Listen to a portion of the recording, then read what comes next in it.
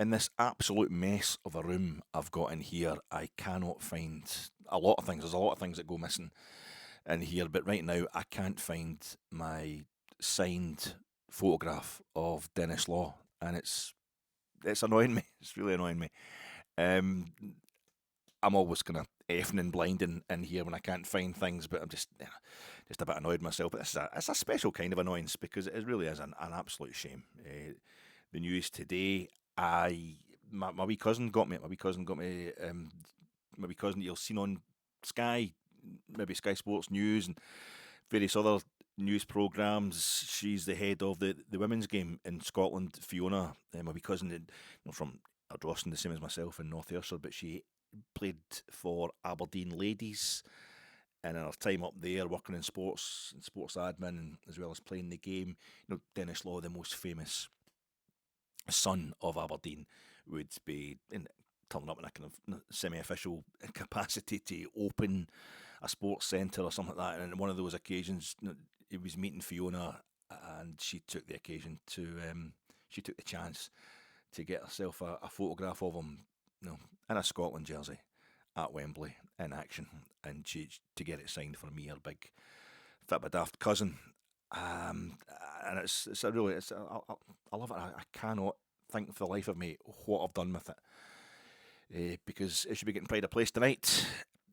I was at the game where Kenny Dalglish got. I was at the game where Kenny Dalglish got his 100th cap for Scotland, but I was earlier than that. Before that, I was at the game where Kenny Dalglish scored his last goal for Scotland, his 30th goal for Scotland, with Fiona's dad and my dad. We were standing in the Rangers end at Hampden, and Kenny Dowell, second half, scores that goal up the other end against Spain, and what a goal it was, back to goal, turning the defender, curling it into the top corner past Arcanada, who had played for Spain that summer, played in goals for Spain just a few months earlier in the final of Euro 84 against France. They'd lost to Michel Platini's France, to Michel Hidalgo's France. I go on about that a lot in these pods, but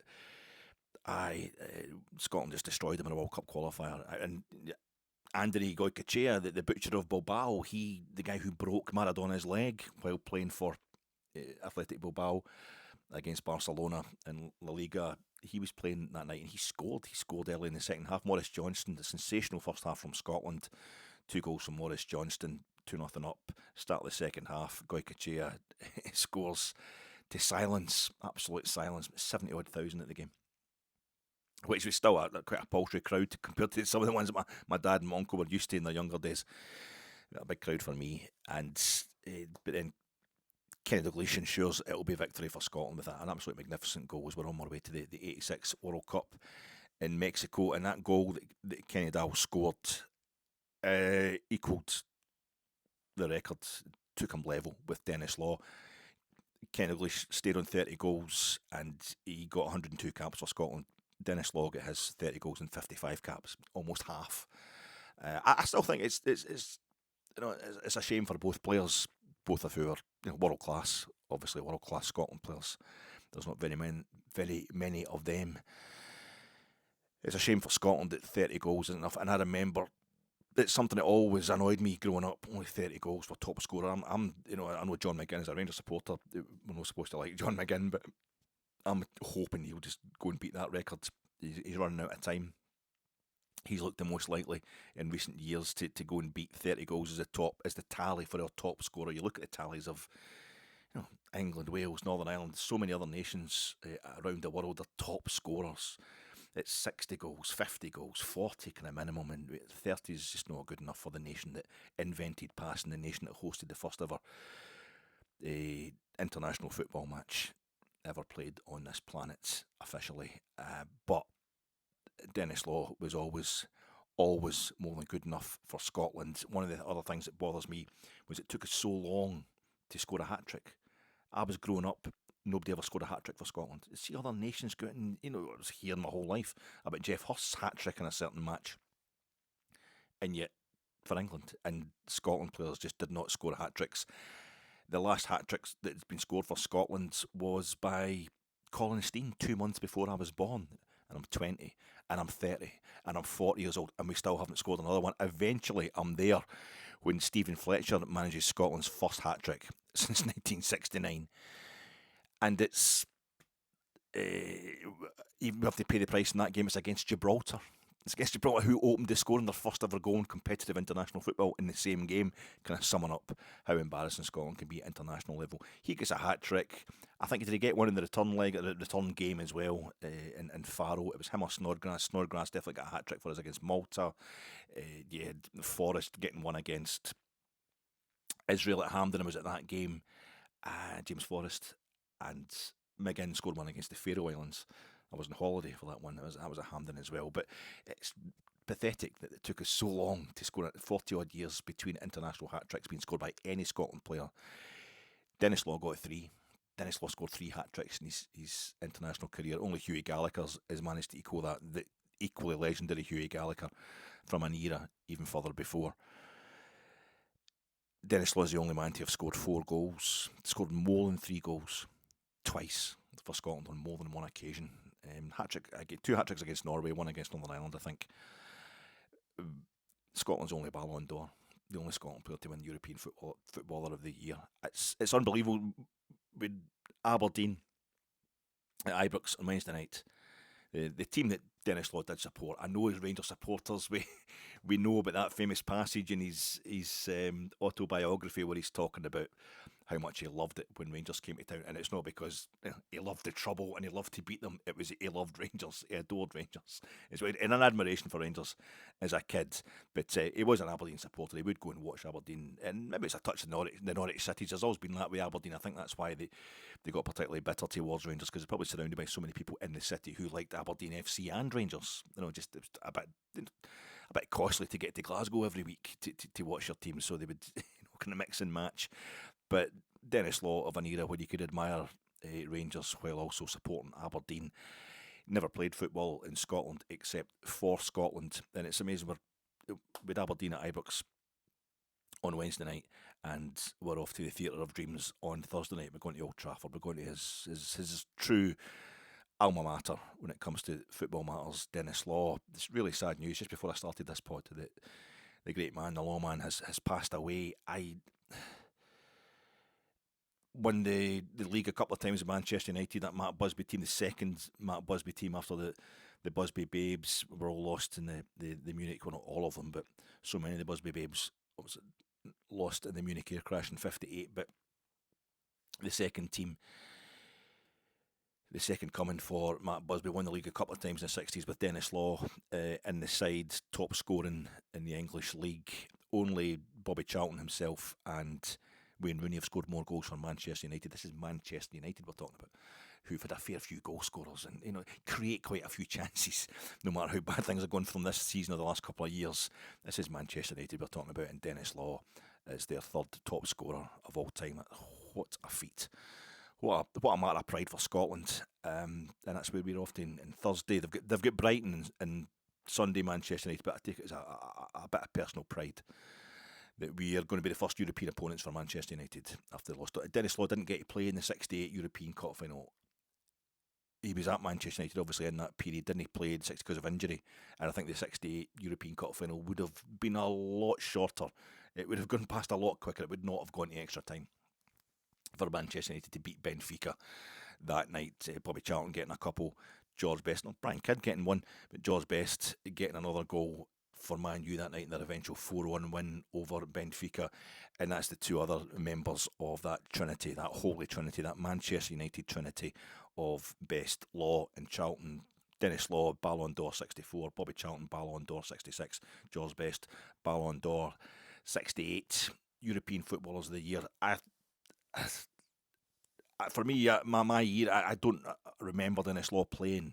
He retired just before I started to be aware of football as a thing. I was a kid at the time. I'd be like 4 years old or something when he retired.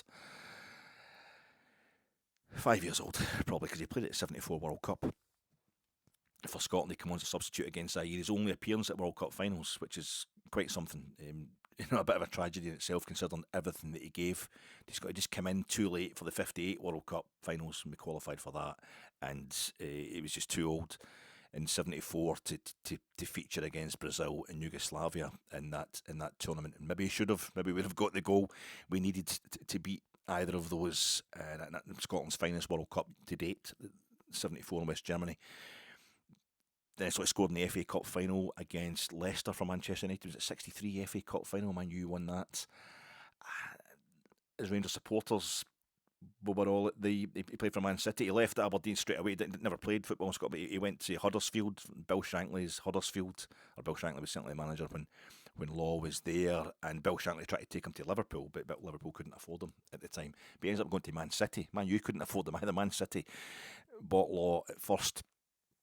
And then he goes to Torino. I mean, that Scotsman playing in Serie A, and it was only another somebody who not from Aberdeen but did play for Aberdeen, Lewis Ferguson. I think it was only at his time at Bologna that he overtook Denis Law's record for a Scotsman in Serie A. 10 goals he got in a season at Torino that he hated. I mean, Denis Law didn't even enjoy playing in Italy. He hated the kind of strictness of it, the savagery of the Catenaccio. But he still manages to bang in double figures before he comes back home. They'll try to sell him to Juventus, Torino, but he just went back home and went to Manchester United. And I think it was a record transfer fee for Britain when he went from Huddersfield to Man City, and it was a record transfer fee at the time for Britain when he went from Torino to Manchester United. And that's where the legend started. The legend really took off, should we say, with Denis Law. Scored home and away against England. Scored against England at Wembley also. Same as Ken Dalglish. Ken Dalglish for me is you can't say he's the greatest Scot. It's between him and Denis Law as the greatest Scotland player of all time. And Hughie Gallagher, I think, has got a great shout as well. Albeit the drink maybe cut things short for Hughie Gallagher. And in a really different era, no World Cups and that. It was just starting as Hughie Gallagher. His career was kind of ending. But for me, it's Dalglish. A Celtic man, a Celtic legend, and I'm no Liverpool supporter either, but Dalglish, just for off-field stuff as well, is just the icon for Scottish football of my life. I think up there with Iniesta and Puskas as guys who, should have won the Ballon d'Or. The most famous, the best players never to have won the Ballon d'Or. Quoted in the early 80s, early 83, I think. Kenny Dalglish, I think he came in second, or was it third? Maybe second to Platini there, but and Iniesta obviously quoted a few times, but it's a bit like Denis Law didn't get to play against Benfica at Wembley and win that European Cup. He's part of the team that did win it, but he didn't get to play in the final and get his medal. Whereas Kenny Dalglish did. He won the European Cup at Wembley and scored the only goal of the game in his first European Cup final in '78 and won a couple other European Cup finals with Liverpool. Iniesta gets to score the winner in a World Cup final. Puskas gets to be the only guy to score 4 goals in the European Cup final. Guys have scored at Hampden. And those 4 goals by Puskas were scored at Hampden. It's sort of part of why Scottish football it's at the heart of everything. The Scottish game, it invents so much. We were there, as I say, international football. We were the first country to host an international football match, the first country to pass. We passed the ball, dominated when there was like only 3 or 4 teams in the world. But Denis Law is a major part of our legacy to ourselves, never mind the rest of the world. And if we were down at Manchester in 2008 with Rangers, we're at Manchester City Stadium. Then he played 2 times for Man City after he was at Huddersfield, and then when he packed it in at Manchester United, and he went, of course, famously scored the goal. I don't think it actually did relegate Manchester United, the wee back heel goal he scores at Old Trafford that kind of broke his heart, I think. But I think other things were happening that day that meant Man U were going to get relegated anyway, but it just couldn't help doing historic things. Denis Law, a phenomenal player, an absolute pride for Scotland's pride for Aberdeen. No shoes in his feet until he was 12 years old. Then he was the son of a fisherman. Didn't have shoes in his feet until he was 12 years old, and then it was all hand-me-downs and a hard background. A lot of talk. I've just seen the few wee things I've seen online, and that is, but he had a squint in his eye. He was kind of geeky, specky. He should have he had a chance to go to grammar school, but he didn't want to because he played rugby. They played rugby at that school. He wanted to play football. A clever man, but he was going to play football. I always remember the one that all sticks out is Billy Bremner talking. Man, no longer with us either, but Billy Bremner talking about playing for Scotland, obviously, and pally with Denis Law, solid guy. great teammate, and then he's playing for Leeds against Manchester United, and it's a 50-50 ball, and he's going in with, this is Billy Brenner we're talking about, his reputation. And he said, "Oh, it's Dennis. I better watch. I'll no injure him because it's Dennis. He's a great guy." And he says, "He just about killed me. He went right through me." And I'm like, "Dennis, what's happening?" He says, "Off the park, me man. Off the park. We're on the park. We're having it." A total professional. Just the kind of player with the kind of attitude that Scotland totally lacked on so many occasions, and with an ability that I don't think we'll ever see again, unfortunately. But he was back at Manchester City, 2 spells at Man City, only club that he had 2 spells at, and that's where he was at Manchester City Stadium, the Etihad, the new stadium. Obviously, his days it was all at Main Road, but when we were there for the 2008 UEFA Cup final, Denis Law paraded the trophy. I wasn't in the ground at that point. That's a different story altogether. I got in just in the nick of time, but Denis Law was out there parading that trophy. The UEFA Cup trophy, as it still is, and I'm talking about Goycochea, the finals in Bilbao this season, Athletic Bilbao are still in it, and the finals in San Mamés. Maybe there's some sort of link there, but they always have a UEFA, or the host city will pick a representative to parade that European trophy that's been played for in any UEFA final, and what better representative for Scotland, a final featuring a Scottish team, the last Scottish team to play in a European final, and for the city of Manchester, and then Denis Law, a terrible, it's 84 years old, it's been a good life for him, but it's just really sad to have lost the lawman, and hopefully there'll be a minute of silence for him on Sunday that we can all take part in, and pay him our respects. It's it's the magic of the cup this weekend. It's the magic of the cup.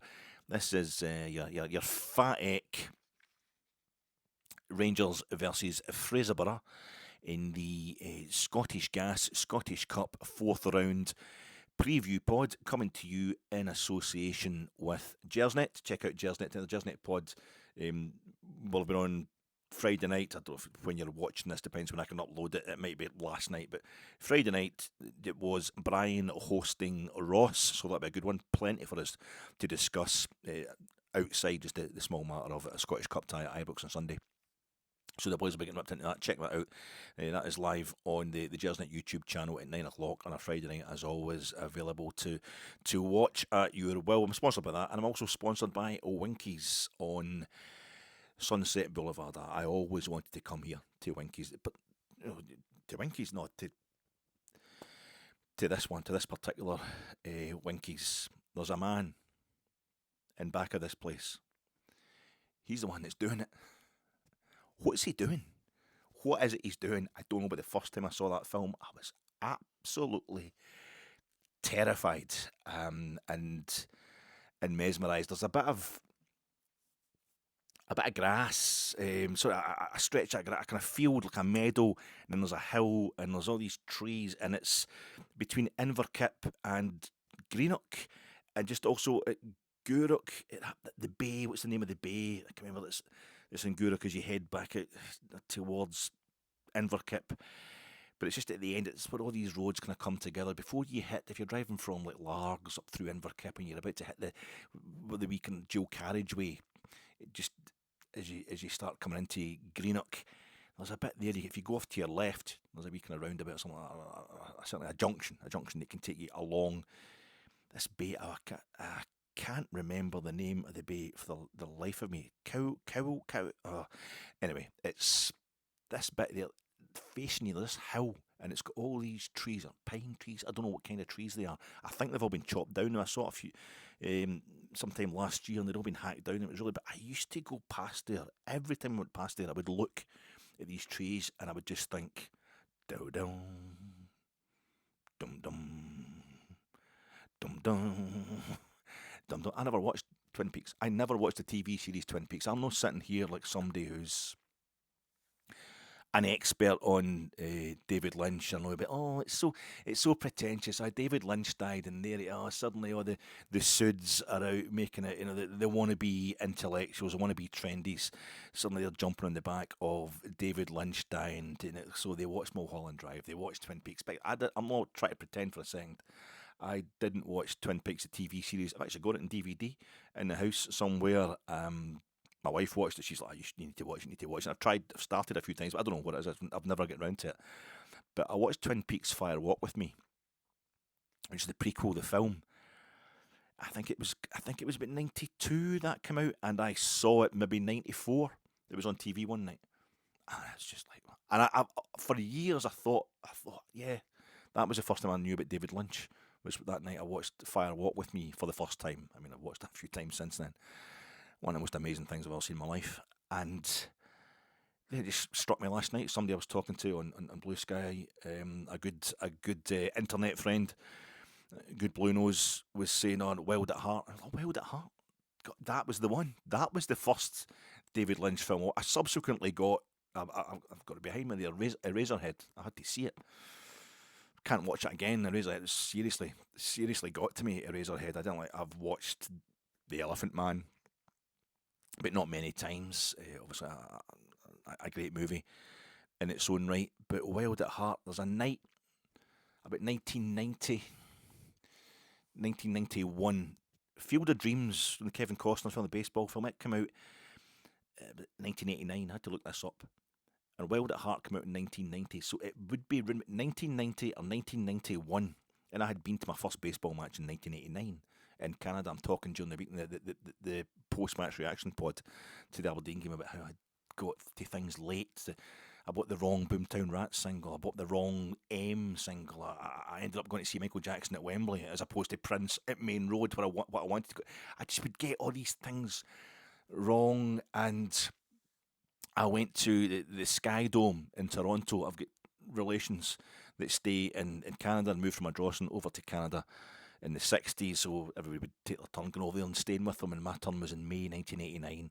I was 19, just coming up to 20 years old, and over I went to Toronto, staying with, and the Sky Dome had just opened a few days earlier, and I went the following weekend, the second weekend at the Sky Dome. Toronto Sky Dome had been opened, and I saw the Blue Jays playing the Seattle Mariners. So I'd been to a baseball match, a baseball game, take me to the ball game, whatever you want to call it, and I was watching Field of Dreams, and it was I was 19, 20 years old, early 20s, and still staying with my mum and dad. I had a girlfriend, and she'd her mum and dad kind of their place. You could kind of have some with a wee bit we could kind of stay in ourselves basically there. I don't know what was going on, but my mum and dad were away on holiday. My mum and dad were away on holiday, and I was just. It was during the week, and I went to the local video shop. It was in Saltcoats. You used to go and hire videos and stuff that just been. So I got Field of Dreams, and I got this film Wild at Heart that I'd heard about that seemed quite interesting. And I had a few cans. I remember it was during the week, and I'm sitting feeling, I've got a place to myself. I'm going to have a few beers, and I'm going to watch some videos. This couple of videos, and Field of Dreams was. I know it sounds really cheesy when you compare it to Wild at Heart, you compare it to David Lynch stuff, but it was just one of the moments. It was like the two sides of me just suddenly, and the three sides with the drink. The only one that was missing was the women, but that's another story. I was sitting there with these two films. I mean, and the Field of Dreams is about Shoeless Joe Jackson. It's about sport. It's about America's love of sport. It's about how fathers and sons can communicate through sport. How it can it could represent how they can't get on in family and just all the usual American stuff. Kevin Costner and that. But I was just sitting there, and it was at the time it was kind of mind blowing. I was kind of like, this is how I feel about football. It's too deep, And it was like a year later, Fever Pitch came out. Nick Hornby telling me. Not that it was okay, telling you actually it's a bit of a mental problem for you, but we've all got it. If you just think about your team all the time, if it totally obsesses you, it's it's not something to be proud of, but it happens. You're not alone, and it kind of did encourage people. People get the wrong message from Fever Pitch, and I was one of the people who was just like, yeah, that's fine. I'm not going to bother trying to change my life. I'm going to stick with the football. So I've just been to my first football match to see it. It must be a year maybe before I saw Field of Dreams, maybe 2 years. At most, the first video that I'd ever seen, video movie, was Blues Brothers. The first time we had videos in our house, the first time we got a video recorder, the first video we saw was at Blues Brothers, and I remember being fascinated. This is like 82, 83, watching the bit where they give their address as was at Addison, whatever the address is in Addison. It's the address at Wrigley Field, the Cubs stadium, and the police go and they're raging. They're standing outside Wrigley Field under the big marquee sign, the famous marquee sign at Wrigley Field, home of the Chicago Cubs. 2002, I'd end up at Shea Stadium over in New York. I went to New York in September 2002, no September 2001, where everything was happening. I'm always too late. I always get the wrong choice, and I ended up in New York in 2002 September. I went to see the Mets. Went to see the Mets playing at Shea Stadium. We got there in time. We got to see that. In 2008, I was in Chicago, and I went to see the Cubs at Wrigley. Blues Brothers reference, and I've got my photograph taken under the marquee sign the day we went to get the tickets, and the night of the game as well. It was a phenomenal experience, a religious experience going to Wrigley Field. That's arguably the best stadium I've ever been in outside Ibrox, because Ibrox is the best, but it's the friendly confines. And I swear I don't believe in God. I just swear on the movies of David Lynch that I was. Is we were leaving the hotel, we had our tickets now organised, and we knew where we were going, what we're doing, and we're going out to the game. Take me to the ball game. As we're leaving the hotel in downtown Chicago, we've got the television on in the bedroom, and I must have been flicking through the channels or something, waiting for her to get ready. It's usually her waiting for me. And the last thing that I saw on the television before we left, I swear to goodness, it's a film, and I've had to look it up since, and I think it's called 8 Men Out, and it was been made 20 years earlier, and it was all about the 1919 World Series. The Black Sox and the Chicago White Sox, the other team in Chicago, the other franchise in Chicago, chucked the World Series, 8 of their players through the World Series, through betting, and they threw the World Series. There was a guy called the gangster that they reckon was involved, was Arnold Rothstein. This guy called Arnold Rothstein, if you know your Godfather, and you've seen some of the lesser known scenes from Godfather 2 that don't always make the final cut. There's the bit where young Clemenza introduces Godfather 2. Young Clemenza introduces the Hyman Roth character to a young Hyman Roth. He's a street urchin, basically. This way it's going back into kind of prolepsis that goes on in Godfather 2, and he's introducing him to Vito Corleone, played by De Niro, the young Vito Corleone, who's just up and coming, and he's like, "What's your name?" And it's Hyman Shakowski. And he's Jewish, and he says, "Right, well, we're going to have to give you another. You can't be called that. You're going to have to get another name." Because Jewish names, as always, the world over, time immemorial, Jews have just been persecuted something ferocious wherever they go. So you can't be called Shakowski. These guys have all got Italian names that they're quite proud of. That's not a problem. But even mobsters are like, "No, we're going to have to change your name. We have to change your surname. It can't be Shakowski. What do you want it to be? I don't know. Who's your all-time hero?" And he goes, "Arnold Rothstein." So they shorten it to Roth. And that's how you get Hyman Roth, because he's shown you that the character of Hyman Roth is going to be like Rothstein. Arnold Rothstein was the first kind of corporate gangster, the first guy who didn't want it to be about the guns and the killing. Well, that's obviously how he went out as well. But he's got to start, like Hyman Roth does in the film when they're in Cuba in Godfather 2. We're going to be bigger than US Steel. He wants to turn Cuba into a massive corporation, basically, for the mob, just make them get towards being legit, which is the story of Godfather 2. But it's Hyman Roth. I'm named after Arnold Rothstein. It just doesn't. It won't stay out of the movies, the famous movies, the baseball, what have you.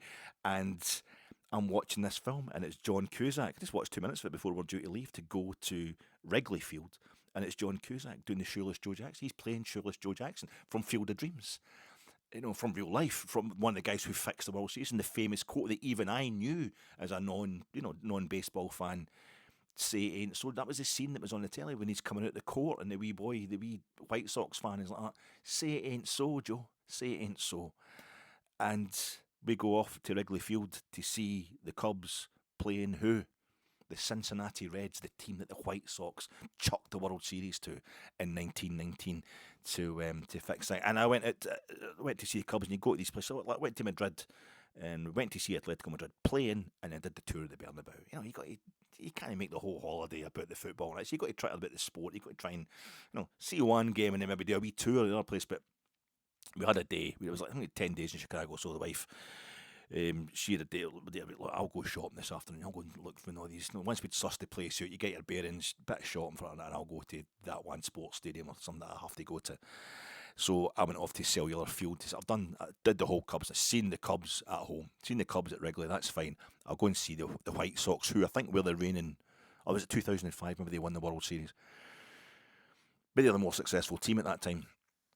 The most successful team, full stop, with the Cubs, the most famous. So I got to Cellular Field, US Cellular Field, which I knew was a fairly new stadium. That was a new stadium. They used to play at Comiskey Park. And there's no tours on. You can't do tours. It's during the day. I'll be shut. There is in the women at reception, here's the accent. So I started, and another guy who worked there behind the desk, he's like, "Oh, Scotland, do you play golf?"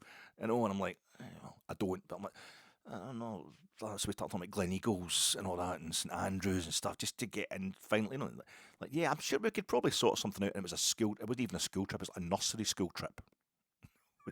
They were getting a tour of the stadium, so they shoved me onto that. And I'm 2008. Well, I'm 39. I'm not quite 40 yet, but I'm just sitting there, morbidly obese as usual. And on the end of this, I saw these wee school kids sitting out in the dressing room and all that. I mean, they had the teachers with them, so they felt a bit safe. But I remember just going, "What are you all about?" Even the teachers looking at me, going, "You've actually, chucked yourself. You've joined on a school trip, a nursery school, kindergarten trip." To Cellular Field. I'll do anything to get into a sports stadium. I don't care what I've got to do. And it was fantastic. It was great tour of Cellular Field, as it was called at the time, at the home of the White Sox. And I'm in the taxi heading back to the airport, and my wife, we're getting a taxi to the airport as we're leaving, and the taxi driver's yakking away, chatting away, great guy. And I was talking about going to see Cubs and all that, and it's the only thing that was, I would love to have, Comiskey Park, I think, was the next oldest stadium in America after Wrigley Field, really traditional stadium. Took them ages to get floodlights into Wrigley Field, and I wish I'd gone there. I wish I'd seen that, before they knocked it down. But he says, "We'll see the car park. See the car park across from Cellular Field." Yeah, I just thought it'd be another part of town. I didn't realise. I hadn't looked into it. He says, "That's where Comiskey Park used to be." I said, "Oh, you're joking." She says, I've just walked across the car park. I would have been on the site of Comiskey Park. She says, "But there's actually a plaque." She says, "The mound is still there." No, I think they've covered it in brass, and there's an inscription on it. The mound is. I could have been in the pictures mound of Comiskey Park. Although, to be fair, it was the centre of the Disco Sucks. That's where they staged the Disco Sucks rally of racism and homophobia, which you've seen plenty of documentaries over the years if you like your music, so maybe it wasn't a bad thing, but I was like, "Oh Christ, that's me." But the main thing is I got to do, that was one I did get to do right. I went to the right place. I went to see the Cubs. Anyway, I don't know why I'm talking about the baseball. It's because maybe there's not a lot to talk about when it comes to Fraserburgh and the Scottish Cup. There really is. I'm just going to, the Denis Law thing is kind of shaking me up, and I'm trying to get myself back round here to some sort of normality. And there's nothing normal about David Lynch films. This night I'm sitting in 1991, whatever it is, having a few beers at Mum and Dad's house on my own, watching these two films, and Field of Dreams, I don't care how cheesy it might seem now, at the time it really spoke to me about my love of sport and what have you. And I'd had a couple of cans, and then I put on Wild at Heart, and my world changed. My life, I had some sort of confirmation about my love of Rangers and being too deeply into football from Field of Dreams. It was okay, it was working in a way, in a different emotional, that was okay. It's just a way of expressing your love for your dad or something like that, right? That's fine. Then I put on Wild at Heart, and everything else that was in my head and that was going on in me emotionally and that was also justified. And it just, by slapping me right across the face, this guy, she's saying your girlfriend's mum's just saying you tried to fuck her in the toilets. Oh, that's not good. That's not good. This is no me. This is what's been said in the film. Sailor Boy then just steams in there and smashes a guy's skull off. One of the most amazing starts to a film I've ever seen in my life. Like jaw on the floor. That is unbelievable. This here snakeskin jacket is a sign of my individuality, my belief in personal freedom. I carried that line with me for years, but for some reason last night I just thought it was Fire Walk With Me was the first one that I'd seen, but it was, why is he talking, it's so pretentious, you're talking, last week it was, westerns, you're quite happy to talk about westerns, weren't you? That's what you want to talk about. Was it The Searchers? The Searchers were on last Saturday. Have you seen the Fabelmans, the film The Fabelmans? There's a scene in The Fabelmans, it's a really boring, awful film by Spielberg, where a guy, like, an approximation of a young Spielberg. I haven't watched the whole thing. I just watched this bit because this bit I couldn't avoid it. He's in it's John Ford, the director of The Searchers. He goes to see him, in his office, and John Ford is sitting there, and he's got pictures on the wall, or is it paintings, I don't know, of scenes from The Searchers, iconic scene from The Searchers. And he's pointing this boy at Earth, and he tells him to get out of his office, but he means it a lot. Just a classic John Ford, a caricature of John Ford, who lived as a caricature for a lot of his life, the director of The Searchers, and all those westerns. And who's playing John Ford? Who did Spielberg get in to play John Ford in The Fabelmans? David fucking Lynch. It's David Lynch sitting there playing John Ford, and if it's all linked, it's all like, oh, you usually talk about bank robbery movies, usually talking about Heat, no, De Niro and Pacino and shooting each other up in the street and all that. It's art house. It's art house. Why? Why is it truthful or something? Somebody for La Nouvelle Vague, some of the new wave said something. It'll probably be truthful about cinema having to reflect. All great cinema comments on life, but it also comments on other cinema, comments on art, the medium itself, as well as the stuff of life. Why do you think in Heat it's the drive-in in Santanella? Why? There's an old drive-in in Santanella. That's where they're going to do the exchange. Van Zandt, they're going to give him his bearer bonds back, and the guys are going to give them money. It all goes wrong, of course. They try to con Neil's team, and Neil's team totally take them out and swear vengeance on Van Zandt. But why is the meeting place for that exchange an old drive-in movie? Why is it the only guy that's in Heat that was also in the TV movie original version of the rough draft of Heat, LA Takedown, also by Michael Mann? That was all he had time to do at the time. It was a kind of a 6-week shoot of a TV movie version, LA Takedown. He did a few years earlier. Why is the only person that's in both those films Xander Berkeley?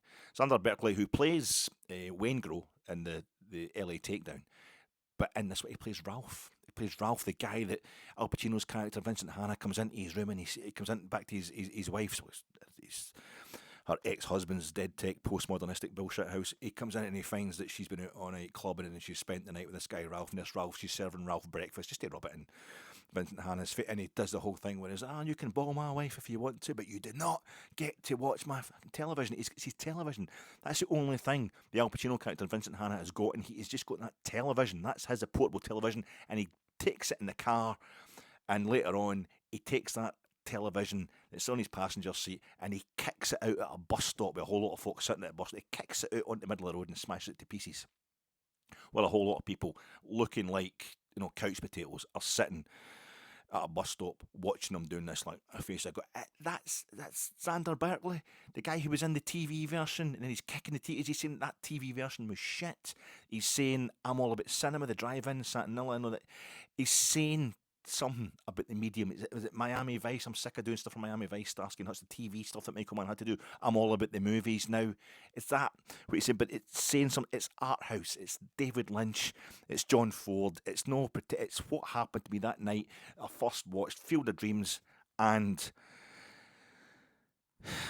Wild at Heart the same night. So we've gone from the Diane and Camilla, the harsh reality of Aberdeen. Aberdeen at home in the league, but before the Betty and Rita of Man United at Old Trafford, another kind of fairy tale. It's the special agents Dale Cooper and Chester Desmond of the 4th round of the Scottish Cup against Fraserburgh at Ibrox. Dale Cooper, Chester Desmond, who they know horrors, they know about caution being key. They know patience is a virtue, but beauty is appreciated, and integrity and love dominate with those two special agents. And I'm hoping that's what's going to happen this Sunday. The magic of the Scottish Cup, the romance of the Scottish Cup, the magic of the Scottish Cup. When we played Albion Rovers in March 2014, was it March 2014? We played Albion Rovers. Were we League Two at the time, whatever it was, the 3rd tier, and it was Albion Rovers. What a lovely Clifton Hill and all that, bit dilapidated. What a reputation they've got. Joe Baker, who played with Denis Law at Torino, was manager of Albion Rovers at one point. And this was one of the teams we'd avoided in the way up through the lower leagues. We eventually didn't play Albion Rovers in league football at any point. That would been quite a thing. But we'd never have played at Clifton Hill. Never been allowed. We got them in the Challenge Cup later on, didn't we? In the journey back, maybe under Warburton, and we played them at Livingston. But this was us. We're playing Albion Rovers. We got them at Ibrox in the Scottish Cup. We had to make up for the fact that we weren't getting them in the league in our journey back up through the leagues. And that's cuddly toy Scottish football stuff, and that's quite. Albion Rovers at Ibrox. We've had Queen's Park, the amateur team, in front of 50,000. That's great. And now it's going to be Albion Rovers in the Scottish Cup. Albion Rovers have got to the 1929 Scottish Cup final against Kilmarnock. But anyway, I'm walking along to Ibrox. I've parked a car. I'm walking along Shield Hall Road, and it's just at that roundabout across from what is now the police station. The police station then at Helen Street, where the road crosses Helen Street. And you get that roundabout. And I saw some Albion Rovers fans getting in there, and there was a father and a son, with their Rangers scarves, and they was just mixing in, and this guy just gets right up there, and he's jogging up behind them, and he just called them all the Hun orange bastards of the day, and the guy's like, he's with his son, a wee boy, he couldn't fucking do it, and I'm thinking, should I fucking hit this guy? And away they went, a big scream, and it was all some of us Celtic fans, it was just total sectarian. Folk from Coatbridge deciding they were supporting Albion Rovers. So it was absolutely disgusting. It was horrible, and we equalised. It was a dodgy equaliser, wasn't it? As well as there was questions about its legitimacy. The equaliser, it was live on television, being shown all over the country, and I was getting a tweet for a Tranmere Rovers supporter. He's Facebook messaging me or something like that. A guy who had been chatting to back and forth, a guy who kind of sponsors when Saturday comes, and I was chatting back. It's been really nice, but Tranmere Rovers, all my days towards him. And he gets back and he goes, he was really lucky there. That shouldn't have been a goal. Albion Rovers should have won that game. I'm like, fuck you. The romance of the cup, the magic of the cup, the stuff that you remember, we beat them in the replay at Hamilton. The magic of the cup. Remember playing Hibs in the Scottish Cup, was it 2005? 2004, 2005. See, maybe the Hibs beat us 3-0 twice at Ibrox that season. They beat us in the league, maybe 2004 under Alec McLeish. They beat us 3-0. Ivan Sproul got a hat-trick. And then they came later that season in the Scottish Cup, lunchtime kick-off, and they beat us 3-0 again. And they had a massive support. They had the whole of the Brimland, practically the biggest Hibs support I've ever seen at Ibrox. And that was miserable. So they pumped us out the Scottish Cup that day, and it was about 2:00 in the afternoon. You're walking back to the car, and that was it. It's all over. We're out, and that's kind of humiliating. And I remember walking past the wee Rangers club, and it was all the Rangers supporters walking. It was mobbed right across Shield Hall Road, and I don't know what that. No, that's not Shield Hall Road at that point. Just before it was the Rangers club, the wee Rangers club. And for some reason the road was shut down there as well. We're all on the road. It was absolutely packed, and a guy, maybe like in his 50s, 40s maybe, and he had a jacket on, but you could see the Hibs top underneath, and he had his wife and his daughter with him, and just ordinary folk.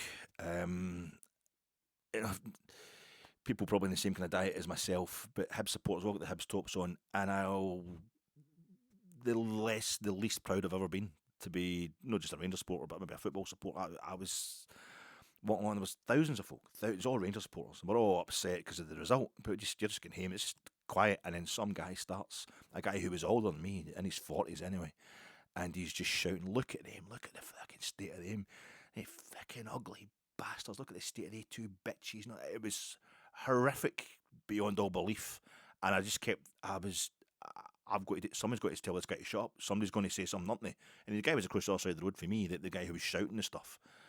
It was absolutely disgusting beyond all belief, and I still to this day I think about that and I think, if I'd done something I'd get killed, but at the same time I'd probably have escalated, I don't know, but I should just have done something for my soul. And I watched that guy and they were in tears, the women were in tears, and they just couldn't get away because I don't know where they'd parked or why they'd ended up there, but they'd get stuck in amongst the Rangers support, and it's just this one guy, but nobody's doing something to stop that guy, me included, and nobody's doing anything to help. They thought it was fucking the magic of the cup, the romance of the Scottish Cup. And I remember being at the 2016 Scottish Cup final, and I stayed at the end, not to fight anybody. I didn't realise that I did think I was going to have to go in the park at one point because it looked like our players were getting attacked and nobody was doing anything about it, and I thought, what the but my wee nephew, who was only 6 years old at the time, and he was turning into a wee hippie because he's through for that side of the country. I'd said he wasn't at the game because mum and dad are such big Hibs supporters that none of the two of them were at the game, and but I thought I'd got my programme for the game, and I thought I'll stand and I'll watch this. Just kind of tribute to him. My mother-in-law had just died, his gran, and I was like, I think she was a Rangers supporter, but there was just a kind of feeling that I wanted to do something. I thought I'm going to watch Hibs lifting the Scottish Cup history, for the first time. It is history you're watching here, even though I was utterly devastated. I'm going to stand here and I'm going to watch this because I can take pain. And then they're on the park. They're on the park and they're chatting, and I'm standing going, just come into. I can't go into the park. If I go into the park, I'm going to get arrested. That's the last thing we need just now. I'm also going to make a total fool of myself because it's you see guys try to play junior football. I mean, you see footballers on a park that it's beyond their level. You go down there, and you try to 40-year-old swinging your arms about, trying to act like as if you're Muhammad Ali. You just look a complete clown, and also there's cameras everywhere. You're going to get arrested. You'll be waiting for the chap in the door. You'll never get back to see Rangers again. I thought, well, if they come into the stand, if they actually come into where I'm sitting, my ticket is, then I'm entitled to defend myself. But it never happened. And I watched that, and then I saw news reports about how confected news reports about the Rangers supporters who hadn't stayed to fight anybody, who hadn't stayed to go in the park, who'd walked away for trouble, had been stopping the police and ambulances getting into the stadium just to make up something completely shitty about Rangers, about the best support in the country, who were reviving their own club and had come through the divisions and budget. It was just, maybe because we beat Celtic in the semi-final. I don't know. It was disgusting stuff being confected about Rangers supporters. In a day when the Hibs supporters just seemed to get away with the complete inability to deal with any kind of success. The magic of the cup, the 1980 Scottish Cup final, one of my earliest memories, the 1980 Scottish Cup final, sitting and watching that on the television in various rooms, and because of my portable in my bedroom, and it was Mum's birthday. Her birthday's the 10th of May, and people were coming to visit and all that. They weren't into the football, and then the people that didn't know who were into football, my family were at the game, and I'm sitting watching it as the riot unfolded, and that was the end of alcohol at football matches, at sporting occasions in Scotland, unless you're rich. Which before I even was of age, the magic, the beauty of the Scottish Cup. The thing I love about Lynch is how he shows all the absolute horror of life, and he gets it over to you in a way that you're never going to forget, but it gets it out there. It's like the blues. It lets you. My name's Alec Anderson. I was all right for a while. I could smile for a while, and I saw you that night. You held my hand so tight when you stopped to say hello. Oh, you wish me well, you couldn't tell. Que estado lorando por tu amor, lorando por tu amor. And I'm talking to you on the Friday night before Rangers take on Fraserburgh, the Broch, in the 4th round of the Scottish Gas Scottish Cup. The snagging list from the post-match reaction pod for the Aberdeen game. James Sands was the player. I could not get his name. I think it's a cold. It wasn't that cold the other night. James Sands. Sorry about that, James. He was a guy that I saw Leon Balogun and Scotty Arfield welcoming Auchenhowie when he first signed for Rangers US International. What else? The Club Cup, Winners' Cup. I was making a really poor job of explaining to you the seasons where Rangers have played the most teams in Europe that have won the European Cup, Winners' Cup, like ourselves. 1966-67, Dortmund, Zaragoza and Bayern Munich. We played them in the final. They have all won the Cup, Winners' Cup, but at that time, including ourselves, only Dortmund had actually won the Cup, Winners' Cup. They were the holders and we put them out.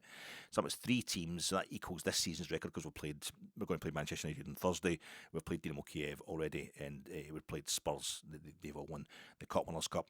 But 99-2000, we played Parma, Valencia, Bayern, and I've forgotten again. Then it was Dortmund. Yeah, we played Dortmund in the UEFA Cup. We dropped into the UEFA Cup after that. So that was 4 teams that won the Cup, Winners' Cup. And in 2007-2008, we also played 4 teams that won the Cup, Winners' Cup in our European season. Werder Bremen, Barcelona, Sporting Club de Portugal, and Fiorentina, of course, in the semi-final. So we need to meet somebody else this season.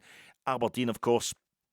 You add to that. You can always add to that because for the whole season as a whole, because you're always going to be playing Aberdeen, who won the Cup, Winners' Cup in 1983. So the record is 4 in European competition in one season that have won the Cup Winners' Cup. Rangers ourselves being a Cup Winners' Cup holder. I thought that was a wee thing. The club Cup Winners' Cup, Cup Winners Club. Yeah, that was. But Leon Balogun, he did so much more than I realised in that game. I was talking about Balogun scoring the goal that put the game beyond Aberdeen into injury time the other night. I was completely forgotten that he'd hit the post just before that, and also had that shot that was kind of almost cleared off the line. It was kind of heading goalwards. Big Leon Balogun, a sensation when he came off the bench the other night, turning the game round against Aberdeen, putting in a finish where some of our strikers and forward players just can't. Last time we played Fraserburgh in the Scottish Cup was the last time we played a Highland League team in the Scottish Cup. I mean, we played like Cove Rangers and Elgin City in that in recent years, and Peterhead, Chris Boyd, 2005, 2004, 2005 season, 2005, 2006, I think it might have been January 2006 when we just signed Boydie, and he scored a hat-trick against Peterhead at Ibrox, beating 5-0, but Peterhead were a league club at that time. But traditionally, we could start talking about Inverness, well, they never formed to go into the league. Ross County and stuff like that has been Highland League teams, you know what I mean? But actual Highland League teams, the last time we played, it was 2017-18 season, wasn't it? 7 years ago, end of January 2018, we played the Broch, Fraserburgh. Famous Highland League club, a really famous ground, the Belsley Park, beautiful with the church in the background. We played a bit of pitch dark, so I couldn't even see that in the telly, which made it easier because it's one of the grounds. I have never been to a Highland League match. I've never been to Belsley. I've never been to a Highland League match. I've been to see Cove Rangers against Peterhead when Cove Rangers were still a Highland League team. They played at Peterhead, sorry. It was a Scottish Cup match, and Peterhead had just joined. Like I've told you about that a few times. There was tensions going on in the crowd because, you know, we're big shots now because we're league, and you're still stuck in the Highland League. Cove now a league team, obviously, but I hadn't at that time. That's the closest I've seen Inverness Clachanacudden playing Spartans. When I went to see Spartans for the Ainsley Park, they had to go there, and I saw them hosting Inverness Clachanacudden in the Scottish Cup. So that magic of the cup, that was great. But I've not seen an actual Highland League match, and I feel that's quite shameful. Fort William, I think, is the closest I could get up there and see a Highland League match. Never seen that. Never got to Main Road. I was talking that all night. Never got to Muirton Park, see St Johnstone's old ground. I never got to East Fife, the original Bayview. I've been to the new one. You know, I've been to McDermott as well. But then I've been to the City of Manchester Stadium. But I never got to stand in the Kippax. Never got to Main Road when it was. I never got to Stoke City's Victoria Ground. I've spoken about this stuff before, but I've never one of these things I can rectify. You'll have stuff like this yourself. This is supposed to be relatable. That you know, in football, that it's no, obviously the big regrets. Right, we've never won the Champions League or the European Cup. We didn't get 10 in a row. That was another one. But that's, you know, this is stuff you can do something about as a football fan. I'm kind of talking about here. So I could go to a Highland League match. I haven't got around to that because I've been to lots of different. I need to go to a Caledonian League game as well. I just had an ambition once. I've seen every single ground that was in the juniors, West of Scotland juniors, when the juniors became the West of Scotland League. So everyone in the West of Scotland region. I see all the teams there. I've been to all the grounds that were the last juniors, the West of Scotland SGFA West region. I've been to all of them, so Ayrshire League and all that. But I've only been to. I went to see Ellen United at home to somebody up in the North East Juniors or North Juniors League, and I've saw Grangemouth at home to. I think it was Bonnyrigg Rose actually. Through in the east of the different regions, I like to try and go to. You know, I've been to. It was Annan against somebody. Gretna. I saw Gretna playing at Maryhill against somebody in the what do you call it, South of Scotland League and stuff. I'm trying to go to different leagues. I've never been to a Highland League match, and that's terrible. But the last time we played them was that 2017-2018 game. January, the Josh Windass hat-trick at Belsley, and it was pitch black, so you couldn't even see the beautiful church that just overhangs, it looks over Belsley Park. It makes it an iconic ground that I haven't been to. That night it was oversold, wasn't it? There was fake tickets going about, and 1,800 the crowd, but it was oversold. Josh Windass getting a hat-trick, 3-0 win up there. It was live on the telly midweek. Josh Windass, the first one being a penalty, the last time Rangers got a penalty in competitive football. We played Keith. I remember I was playing Keith. We beat Keith 10-1 in 1996. That was at Pataudry that game was played. And I remember the Keith player talking afterwards, because there's always a butcher, a baker, a candlestick maker, the ordinary guys. And this guy talking about playing against Brian Laudrup. Fuck, Brian Laudrup, just amazing. You can't get near him. I'm thinking, well, at least it's Brian Laudrup he's talking about. For me, that's Davey. That's 50-year-old fella that when I was playing five-a-sides guys at my work, Davey, who's like works in accounts and he's 30 stone overweight. I couldn't get near him. I couldn't get near Andy. Came to the but he was talking about Brian Laudrup. Remember, we beat Forres 10-1. Embarrassing to concede a goal there, and that was Keith. We played Forres Mechanics in our first the start of the comeback. That was an eye opener. We played Forres Mechanics at Forres. It wasn't even full, and it wasn't live on the telly. It was September 2012, wasn't it? It was their first season in the lower leagues. In September 2012, Neil Alexander, who'd played for us in a European final, is there playing against Forres Mechanics, who were playing. It was at Cal Naismith scored the only goal of the game early doors. They went down to 10 men as well in the second half for us. And it's still, I remember listening, was it in the radio or just watching updates on Sky or whatever. It's just 1-0. It's still just 1-0. It's still just 1-0. It was a long day, a long game to watch. And they were wearing a kind of strip it was that yellow and black, the ubiquitous kit of non-league Scotland, of lower league. That was in that season. We seemed to be playing the first couple of seasons in the lower leagues. We were playing like Annan, East Fife, Auchinleck, Talbot, Coburn, the Lade side. We're playing all these teams that had the kind of golds and or amber and black kit on, as if to say you're in the lower leagues. In the lower leagues, Berwick Rangers, famously, when I got Kai Johansson, 1966, scores the only goal of the game in the Scottish Cup. For the next game we play, we're getting put out of the Scottish Cup by Berwick Rangers. Was it the following season? Aye. But it was indeed. And then this is no Kai Johansson, this is Cal Naismith scoring, again, winning 1-0 to get us. But I remember the strip they were wearing, the black was in a kind of hoop for his Mechanics yellow kit, and it looked like it was redolent of Parma. A Cup Winners' Cup winning team that we've played, a UEFA Cup winning team that we've played at Ibrox in the Champions League. And it was a kind of just a perverse reminder of what we were missing, and you're thinking it was going to turn into a version of Berwick Rangers putting us out of the Scottish Cup. But no, it didn't. So we've got a no bad record against the Highland League teams, but nothing really to write home about on that doing of Keith. Our Colts, the B team, the B team who are no more, apparently. They beat Fraserburgh 5-0 this season in the Challenge Cup. I think it was the third round. They beat them at Forth Bank. Not the original Forth Bank that was bombed by the Luftwaffe over Kings Park. Played the last game that Dundee United played as Dundee Hibernians. I was telling you about that. You've got to pay attention to these podcasts. And we're now on the road back to playing Dundee United at Cleppington Park. I mean Tannadice. So you should pay attention to these. It's very, very informative if you haven't switched it off as soon as I started down this road.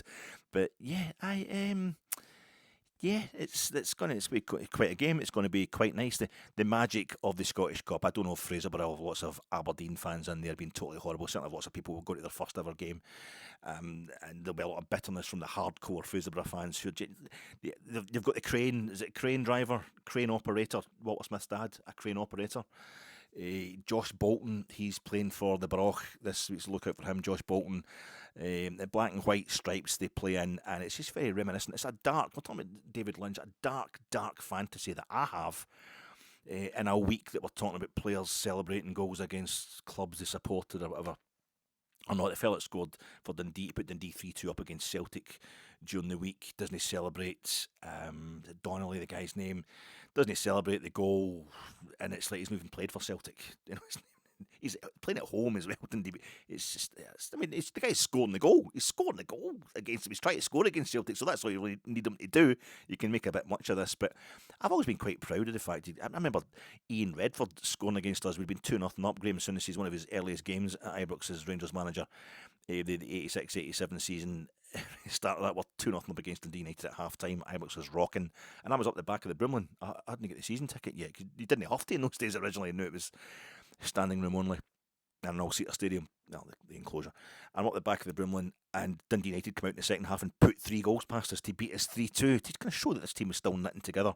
And I remember Ian Redford scored the winner, and he's screaming, ex-Ranger Ian Redford, whose wife's face Salkits, he's screaming the back of it, yes! Remember Billy Dodds scoring against us for Aberdeen or Dundee United after he'd been, it must be Dundee United, after he'd been at Rangers. And I'm proud. I'm like, why are you trying so hard? I'm proud of that. I'm proud that we've got players who focus in the game and do well. They've got the character to play for their club, the club they're with. None of this kind of, I mean, nothing against the fact that Andy Halliday didn't celebrate again. Andy Halliday did not celebrate when scoring against us for Motherwell at Hampden. But you know, in fairness, when Andy Halliday scored against Hibs, for us at Hampden, and we didn't win. You know, his team didn't win that game either.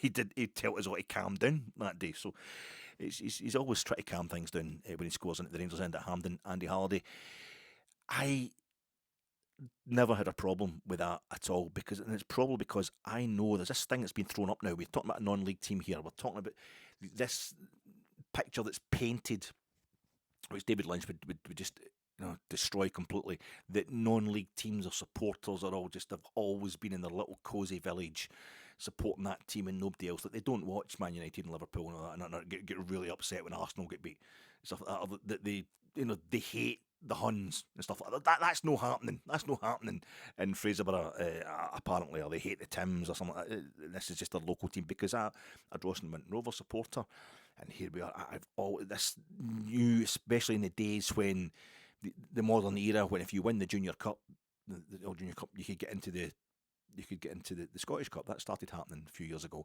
and then that raised the distinct, the really remote possibility that the Winton could end up playing Rangers. And then you get the West of Scotland, the pyramid system that started because of what happened with Rangers in 2011. The pyramid system, I mean, there's no reason you can't eventually just get yourself up there and be playing against Rangers in the league, if you like. So my local team, the first team I ever had a season ticket for, a Drossen Winton Rovers, the chances are they play in black and white stripes as well, sometimes black and white hoops. They could be the ones playing Rangers, and I've always thought I would love that. I would absolutely love it. I would love to be, as a supporter, I would love to do the thing of supporting against my club, never mind playing against them, to be in that wee away corner as the Winton are playing, just to be standing there while all the vile abuse is getting hurled at me. Although it's not in the season ticket, it's all wee Waynes that are buying Coca-Cola and pies and all that. But just get, bigots! These are a bunch of bigots! Oh, flower of Scotland! Just, you can shove your fucking union up, I just love to do that. I love to, and the Winton score against the Rangers, and I'm like, yeah, get it, Ringy, you dirty orange bastard. I don't know, I just feel as if it'd be quite nice to experience it from the other side, to quite enjoy things, but it's not going to happen, because this is one of the Winton have never won the Junior Cup. Rangers have never won the European Cup. Celtic have. The Winton have never won the Scottish Cup. Salkits Victoria have. Scotland have never won the World Cup. England have. That's just my life. The Winton lost the junior. Never even appeared in the final. I think they've beaten the semis. They've beaten the semis twice, and they lost the second time. It was 69-70. The first year I was born 69. In 69, Celtic had won the treble, and the following season, 69-70, Winton got to the semi-finals of the Scottish Cup, and they played it at Ibrox. They'd have played at Ibrox, and they get beat by Rangers. Canvas Lang Rangers. No, was it Blantyre? It might have been Blantyre Vicks, actually. I can't remember. They get beat 2-0 anyway. Bobby Watson, who signed for Rangers, he was in the squad, the overall squad at that time. When we won the Cup Winners' Cup in Barcelona. Big Bobby Watson, the only ever Juniors Player of the Year. Bobby Watson was in goals for the Winton, and they get beat at Ibrox. That was the end of their dream. But I saw Salkits Vicks won the Junior Cup, and they totally robbed. And I forgot to bring it. It was the Denis Law distracted me from it. In here somewhere, I've got my Junior Cup winners medal. Salkits 1920. So I don't remember what year it is. My auntie is actually related to the guy who scored the winning goal. I think it was 2 replays it took for. I think they ended up winning it at Firhill, Salkits Vicks, when they won the Scottish Cup, and she used to wear the winners medal, and then she gave it to me because I'm so fit with daft and all that, and she was a total blue nose, and I'm total. She gave me that to keep. So I've got a Junior Cup from Salkits Vicks player. I'm talking about in Salkits. I've got a statue of Bobby Lennox, who was at school with my mum. Bobby Lennox, the guy who won European Cup with Celtic, the guy who stayed furthest away, the foreigner in the Lisbon Lions team, stayed furthest away for Parkhead. And I went to see one night, the first time I ever saw Celtic was when they were playing in a charity game at Winton Park, or Drusson Winton Rovers Park. No, I was born in the street that leads up to Winton Street, and they played against a Winton and Salkett Select. So we had to share a kit with Salkett's Vicks, and the guy who scores the only goal, it was one each at ended on the night because it's just a youth team basically. But who ran the Celtic youth team and who scored their goal that night from outside the absolute belter of a volley right in the top corner? Bobby Lennox. So basically all I was missing was Jeff Hurst to come walking along and just punch me in the face to rub in every kind of football grievance that I've ever grown up with. So I'd like the chance just to go and be a total local team fan, wee team in Scottish Cup Day, getting right up the Rangers just to get something out of my system. I don't want to. It's your father, Laura. It's your father. They're saying this could be the best chance of a trophy for Rangers this season, them being the critics. I'm saying this could be the best chance of a trophy. I don't know if it is. I think we're actually got a better chance of winning the Europa League with our away European form compared to our away domestic form. Celtic, you'd imagine we'd come up against them at some point. We're probably putting as much energy into hoping Kilmarnock can beat Celtic at Parkhead. Is it tomorrow night? This weekend, as we are into Rangers, watching Rangers at Ibrox. The manager, I think he took a bit of the pressure off of himself with that win, not just against St Johnstone. Obviously, Rangers continuing their trait of scoring 3 goals at home in the calendar year 2025. He also scored 3 goals at Easter Road, but let's not talk about the away form right now. 3-0 against Celtic, 3-1 against St Johnstone, and then 3-0 against Aberdeen the other night. A convincing performance. Couldn't score the goals early enough, but very convincing. In the end, you get 3 goals in the first half hour against St Johnstone to do away with them, and we've got 3 goals against Aberdeen. 2 of them coming in injury time to do it. It's almost like you're showing that they can win games anyway, in any fashion required. This Rangers team now, I think the manager has turned a tiny corner, but everybody, of course, will still be thinking about the fantasy. It's a bit like us going to Old Trafford. We've got a bit of the feeling that, Brother Rangers, my God, how disrespectful. Like Fraserburgh fans will have, I'm obsessed with Rangers, Fraserburgh fans will have come in to play Rangers at Ibrox, although, as I'm trying to say, I think they live in the real world. Non-league fans don't tend to just spend their whole life watching non-league football. They will, but it's like this, for them coming to Ibrox, I think that our chances of beating Manchester United at Old Trafford is slightly better than Fraserburgh's, hopefully, of beating us on Sunday. But it's like we are the dream too. We are the ones that are doing the dreaming in our next 2 games. This season, I've totally ruined this podcast by rabbiting on so much about non-football stuff. So this is football, but I've talked before about nicknames, how I really end. I think Yanis Hadji should be nicknamed the Locksmith, the Lockpick, or something like that. But because I envy the Italians, they're great nicknames for their players. But I also remember, the White Feather, who played for Dundee, Fabrizio Ravanelli, scored in the 1996 Champions League final. Him talking about his trainer at Juventus, talking about why Juventus were doing so well in a particular season. It was an interview, and he was talking about the trainer at Juventus was absolutely brutal to them, what he put them through in pre-season. And that trainer had their physio, the trainer, he had a saying which was Morire ma finire. Morire ma finire. You can die if you want to, but just finish. So if they're doing sprint training, if they're doing track, if they're running long distance, whatever, I don't care how terrible you feel. I don't care how awful it is. I don't care how painful you feel. You're not running around there like Roger Bannister. You're dragging yourself. Get over the finish line. Get it finished. Get it into your system. Because then it's logged in. I bet like when Jot Wallace used to take us to Gullen and make the Rangers players run up and down the sands, get it logged in that you have that fitness and you. I keep thinking about that when it comes to, it's maybe not the most appropriate use of it, but I think about that when it comes to Clement. Philippe Clement, ex-tennis player, Philippe Clement, the guy who gave up the tennis for us. He could be, just get to the end of the season. Get to the end. He's that thing we've got to get logged in. Get a whole season, one whole season with the same manager. The last time we did it, we won the league. So let's just try. If it's not terrible, and I don't think it is terrible, particularly when you think we're on the cusp of doing it at Old Trafford on Thursday night. Just persist with it. Just get it finished, get it done. You can't edit a work done into a novel if you don't have the words there. You've got to write the untidy 100,000 word version before you can get it down to the 50,000 word short story or whatever. You've got to have something to.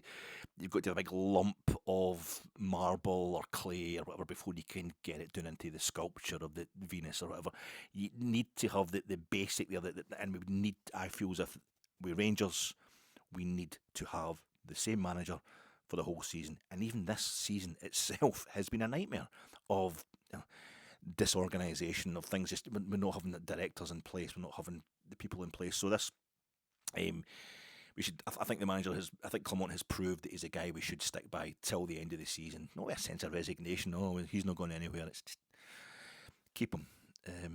With Maurice Ross doing the half-time draw against St Johnstone, wasn't it? He's been blaming the pitches, blaming the tight pitches perhaps for our away form. He says that could be a factor, and we like the wide open space of Ibrox. It certainly looks like that, the expansive way we play on the break. Aberdeen giving us a bit more space than they should have perhaps the other night as well, but that's a fair shout by Morris. But what was Arthur Newman like when he did the half-time draw, the tombola draw against Aberdeen? Even in that, he's still a Rolls Royce. It's Rolls Royce quality you get from Arthur Newman. His partner was fantastic. I love that accent. And it was great to see Arthur Newman the other night, a man who captained us to Scottish Cup in 2003. The Big Amo obviously cried so much that everybody will remember it's been his last game for us as well, scoring the only winner. The only winner, the only goal of the game, and the only winner ever scored in the history of the Scottish Cup as far as Big Amo is concerned. Absolute legend. He was that day. The B team, I haven't looked into this properly. It's like they're scrapping it, they're stopping it. And this is, they only started the review that was promised by Patrick Stewart. That only started Monday.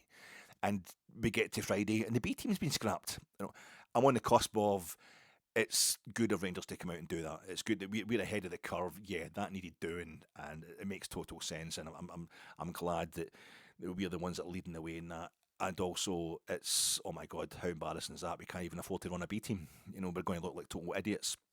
It sounds like everybody else is getting ready to do the same thing as well. The failure of the Conference League experiment. We're talking about non-league stuff. We're talking about Fraserburgh. I'm talking about the Winton Rovers. We're talking about the magic of the fourth round of the Scottish Cup. I do have a kind of innate respect for the leagues, the lower leagues. I felt as it was wrong. I think Rangers were going in there, and I was looking at it from the teams, their perspective in the lower leagues. Rangers and Celtic, that chucking their reserve teams in there, it's a bit disrespectful of you, but you also have to, I'm stuck between that and looking at, Clement was quite right a few months ago talking about the fact that it's not a high enough level. They could be playing, Rangers Colts could be playing basically championship, if not the bottom half of the Premiership, as could Celtics quite easily, and that's the problem. That's why they put a bar on it in Germany and in Spain.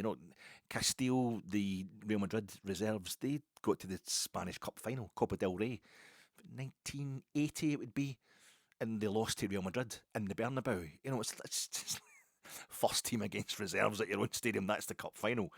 And Castile, I think it was West Ham that put them out. A member of the Cup Winners Club, they put them out the following season, the Cup Winners' Cup the following season, Castile. So it can get to the point that it kind of ruins the integrity of your league system in any one, particularly your domestic league system in any one country, but also it's what we really need to be developing players. It's just putting them out on loan. And Clinton Insiala, the way he's come in and just taking 3 games to kind of get up to speed first team football, shows that it's about first team football ultimately for all developing players of any age, but it also shows that it's good to have, if you've got a level, a league or whatever that are playing regularly, they can keep ticking over, they're ready to come in, and it will just take 2 or 3 games to get them up to speed with first team football. But the problem is we don't have that league anymore. They're playing this series of friendlies which will always just be friendlies, so I don't know what's involved in scrapping the. Are we going to still play in the Challenge Cup and still play in the Glasgow Cup, which we just won last month? I'm hearing that's going to be done, so that will just be the players who can get into the first team as opposed to the B team, as opposed to the Colts. I don't know what's scrapping the B team involves. We surely aren't just getting rid of all reserve players. I know you're in a situation now where a reserve league isn't it's not possible. It's not worth it anyway because you've got a reserve team sitting in the bench, which is no longer a bench. It's like a 2-tier stand for the first team in a match day. The number of subs you're allowed these days means there's a hell of a lot of players sitting on the bench every week. But I don't know how it's going to work at all. But it's big news. It's very interesting. And we need to find a way to bring young players through, get the bit. I'm selfish about it from a Rangers point of view. Scotland's too big to have the. I've said this as well in print. I'm actually quoted in the Wikipedia page, even though the article's not available anymore. I did an article for When Saturday Comes, their web page. It's not there anymore, and it's quoted on. I think it's something to do with the league reconstruction or the SPFL page on Wikipedia. I'm cited. I'm one of the citations. And I was saying about how, at the time of reconstruction of the leagues, the time of the pyramid system had been brought in, I thought that in Scotland it's just too. It's not financially big and it's not dense. I'm really proud of the fact that we've got such it's the third oldest league in the world. It's the third oldest league system after England and I think Northern Ireland. Maybe the fourth of the Welsh getting there first as well. I can't remember. But we just don't have the money. We don't have the density of population. And you get this freakishly top heavy thing created by the old firm. I am definitely part of that problem. But the idea that we've got there's four divisions. There should be two. I mean, it took Germany until, I don't know, yesterday to get a third division, and that a third Bundesliga dry, whatever they call it. I remember when it was just the Bundesliga, and then it was all regional underneath that. That was something to the 1990s or something. That's in Germany. Population 80 million. A reputation for being well organised. And do quite well at international level. I just don't. Scotland can't sustain this. We've got Brecon City are now in the Highland League because of the pyramid system. They're winning it, but Fraserburgh are in 9th place just now in an 18-team league. They're not going to go anywhere this season. They're doing reasonably well, Fraserburgh, but they're not going to. They then get into the playoff, which would get them into the bottom tier. And you've had Cowdenbeath dropping out the league and what have you. These teams are all. They're junior standard, what you call non-league kind of level, and a pathway should be open for them to come up and down through the leagues. But I think Scotland just needs maybe 2 national divisions, tops. The fact that the SPFL's down to 12 teams says a lot. You could probably have a 20-team top division, and everything under that should be regionalised and part-time. Basically, to throw Rangers B team in there. Rangers B team would be financed really well and would be basically as well financed as anybody outside the old firm. Do you know what I mean? As well run as anybody outside the old firm, even though they come from the old firm. The same for Celtic's B team. So it's a strange situation, but we need to find something that's going to benefit Rangers for this. It's your father, Laura. It's your father. It might be your own support that are bringing the team down. What else have we got here? So the manager's press conference today, he was refusing to confirm any signings or sales. There's a lot of talk of Kieran Dowell and Rabbi Matondo being up for basically just come and get them. Somebody get them off our wage bill. The manager wasn't denying it in a way that he wouldn't confirm it either. He's got this thing, I don't know everything that's going on, but I don't have a clue. I know everything that's going on, but I don't have a clue. That was the thing I wrote down there and wrote it down really badly. I know everything that's going on, but I don't have a clue. Because he'd initially started by saying, I don't have a clue. He just doesn't want to get involved in the transfer stuff. He doesn't want to confirm it, doesn't want to deny it. He's got this whole thing about he won't talk about stuff until it's been confirmed, incomings or outgoings. But it seems that Dowell and Matondo, I think the Rangers Review were talking about it, so it's good sources. They're up for sale. Rabbi Matondo, fantastic goal against PSV Eindhoven, fantastic goal against Celtic, 2-each draw, 3-each draw. It was a goal away to St Johnstone, I think, McDermott, under Michael Beale, and he was great, fantastic in that 6-0 win over Ross County in the league at Hampden earlier this season. I thought, this is it. He's just looking like a proper player. He scored twice and set up another one or something. He was phenomenal that day at Hampden, and he just got injured again, and that was it. Because we thought at that point he was supposed to be up for sale. He was going to be, and it just puts in the performance during the transfer window that makes you think, no, maybe we should hold on to him. So we hold on to him, and he's injured, and that's it. He's out the first team again. He's been a waste of time, and apparently he's getting 25, 35 grand a week, ridiculous money. So he's got to go. Kieran Dowell, I don't know what money he's on, but he scored a fantastic goal against Livingston at Ibrox, and against Motherwell last festive period at Fir Park. Really vital opening goal early doors against Motherwell at Fir Park, a 2-0 win. This festive period against Motherwell at Fir Park, part of a shit show where we're lucky to draw 2 each. So he's just become totally ineffective, Kieran Dowell. I like to joke about how I think Kieran Dowell was going to become a great... And I think in another world, if we had a reserve team, for example, you'd like to see him get a run of games. I know he's had fitness problems, injury problems, but he looks like he could become a bit of a player if he was just allowed to flourish somewhere that can stand him being slow for 2 months. But it's not going to happen. I imagine he's in a decent wage as well, so we've got to get rid of Kieran Dowell as well. Cortez is injured again. Injury on top of it. He's just in a cusp, just start to appear for the first team again, and that's him injured again. So we're really worried about this guy that we're going to fork out. Is it $5 million for? And we've agreed to fork out that from at the end of the season. He's just no featured at all this season. It's been terrible. Robin Proper is coming on to a game. He's got a bit of an injury, but apparently he's back in training on Saturday, so I'm assuming he's not going to play. He's not going to be risked against Fraserburgh, but we need him. We really need him. With no John Souttar, and Castan Weirjo has been a memory now. Dujon Sterling injured as always. People keep saying, why can't we find a place for Dujon Sterling? Because of this, he's never available for a long enough spell. He does have injury problems as well, Dujon Sterling. We need Proper. So maybe they'll want to use Sunday as a fitness test for him. I don't think that's how it works. But Cortez and Danilo was a really bad one for me. We're getting used to not having Cortez, but Danilo come off the other night at half time, and it's just he's doing well playing Danilo, and Bajrami having Danilo in the 10 position. He's scoring goals for his Danilo as well in this little period he's had back, but it does feel like a little he's just had a little hiatus in his full-time career as being injured. So he's away to a specialist. The word is he's not going to play against Manchester United at Old Trafford. He's going to be examined for this kind of upper body injury, but God knows when he's going to come back. So that's really, really bad news. Jack Butland is close to fitness. Dessers is hoping to stay, apparently, and Clement has said that he hasn't been in the team, Dessers, because of the evolution of Hamza.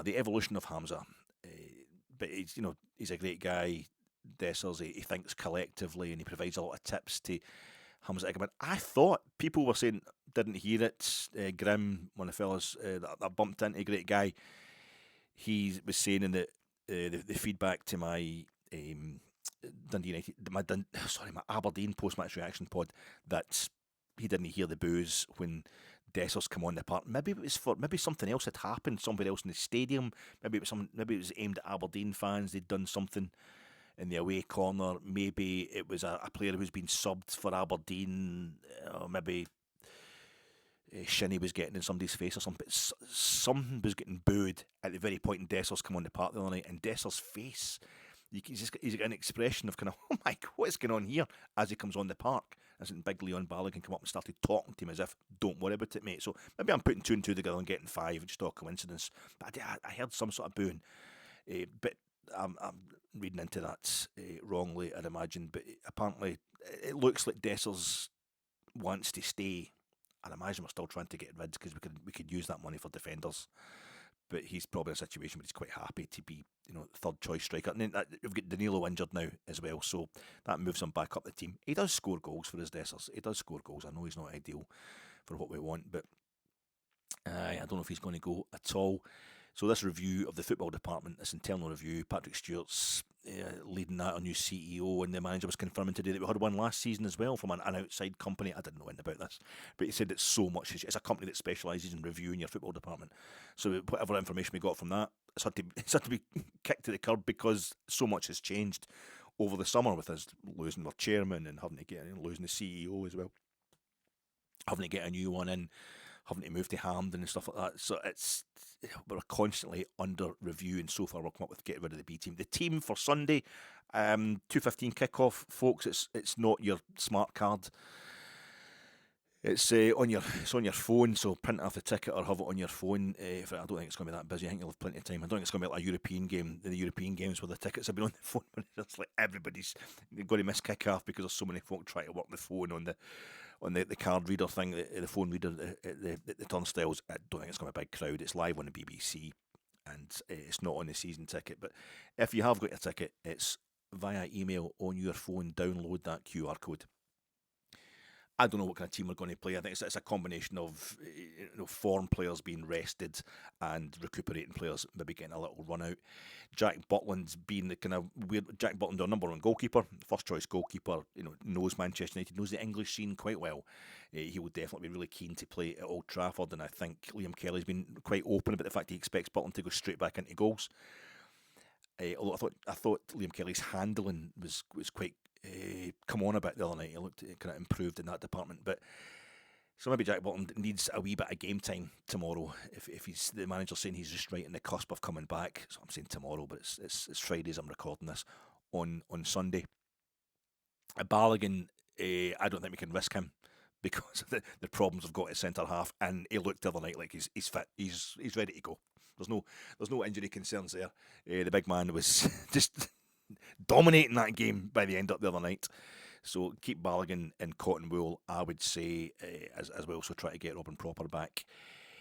Tav maybe needs to get up to speed, get a bit more fitness, but he's made of steel, and he'll want to be ready for Old Trafford because, of course, his brother didn't play when Bournemouth beat Man United 3-0 at Old Trafford this season, just a few weeks ago, but he played last season when they beat Man U at Old Trafford. So, he kind of just the younger Tav, and he'll be the only one to beat Man U at Old Trafford. Tav, the captain, will want to be ready for that. So I think Tav will probably play on Sunday to get himself a bit of a runabout. Who knows? Clinton Nsiala, he's not in Europe. I've checked the European squad online. He's not in it, but maybe there's been some sort of caveat or something. I don't know. He doesn't seem to be in the European squad, so we're not going to miss him for Old Trafford. No, but we don't have John Souttar anywhere near back. It would seem like, Sterling, Kassan Weirjo not going to be appearing anytime soon either. So I don't know if we don't want to risk Nsiala for Tannadice, because that's major.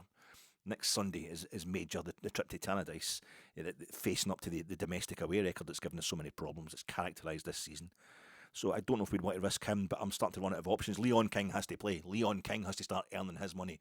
I was at Rangers Review were telling me today he's on £10,000 a week. Leon King. So I maybe just even short window him, Leon King. But at this point in time, I don't think we can afford to get rid of anybody with any kind of central defending experience. Bailey Rice, get him on the park.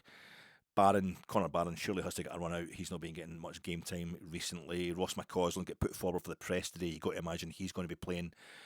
Young Zachary Lovelace, who seems to have been young Zach Lovelace for about 10 years now, get him a game. Surely he's ready. He's been promoted up to the first. And it was the manager saying earlier this week that Matondo, kind of dropped basically from the squad on Wednesday night because there was young boys in the B team boys that were performing much better, that deserved a place in the squad, the first team squad. Maybe that was just a bit of cover for the fact he's away for a medical or a trial somewhere, Matondo. I don't know, but I think we need to get Lovelace was one of the players who was promoted up into the first team. He's been hanging about the edges of it for a while now. It's that injury he got at St Mirren under Steve Davis's management. So get Zach Lovelace a game, please. Hefty must need a rest. Give Hefty a rest. He's got to face up to Dowell again on Thursday. Kieran Dowell, get him in the park, get him to earn his move, get him to shop window himself with a few kind of back flicks and step overs and volleys into top corner, get us going again. I don't know what kind of starting team we're looking at here. Maybe Butland in goals, Tav left back. I mean, Robbie Fraser farmed him out. I don't know what we're going to do at left back.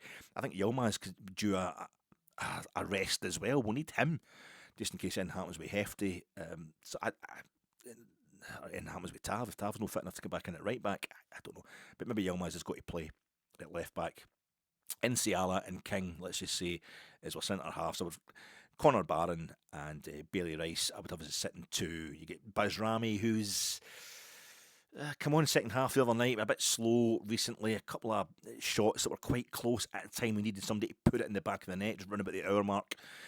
The other night, I'm expecting him to get a bit sharper, Rami. He can maybe come on and just get this game won early doors for us on Sunday, you would like to think. Perhaps have him at 10, Ross McCausland, Zach Lovelace making up the three behind Dessers. It's going to be Dessers playing up front, isn't it? But Kieran Dowell, I think we could maybe fit him in somewhere, maybe at fullback. Kieran Dowell, I don't know. Left back, give Yilmaz a rest. This is a Highland League team, or B team, beat them 5-0 this season. There shouldn't be any worries. Rangers scoring 3 goals a game at home in the calendar year 2025. That's not going to be enough on Sunday. You want a bit more than that. 40 minutes, applause on 40 minutes, folks.